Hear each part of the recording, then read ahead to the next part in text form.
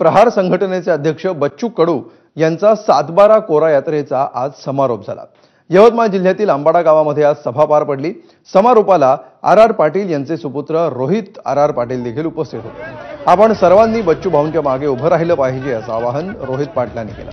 बच्चू कडू यांनी जातीय मतभेदाच्या महत्त्वाच्या मुद्द्याला हात घातला। शेतकरी जर जातींमध्ये विभागला गेला नसता तर आज त्याची आर्थिक स्थिती खूप वेगळी असती असं कडू म्हणाले।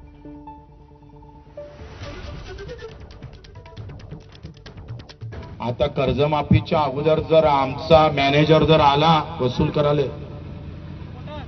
तुम्ही झालं तर तुम्ही झोळा, नाही झालं तर मला सांगा, साल्याला टांगणे दिन तर मग सांगतोय तुझ्या बापाचं राज्य साल्या, जेथपर्यंत कर्जमाफी नाही तोपर्यंत वसुली नाही।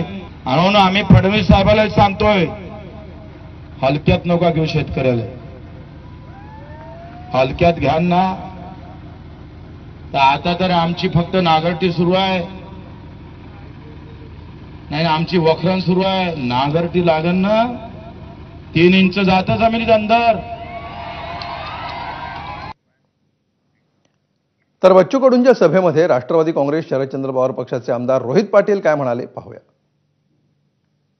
ज्या माणसाचा हेतू प्रामाणिक आहे, ज्या माणसाच्या शेतकऱ्याच्या संदर्भामध्ये भावना प्रामाणिक आहे, त्या माणसाच्या उपोषणामध्ये आंदोलनामध्ये फक्त सहभागी म्हणून नव्हे तर त्या माणसाबरोबर घाम गाळावा लागला, सांडावं लागलं तर ती रक्त सांडण्याची तयारी आमच्या सर्वांची असणार आहे।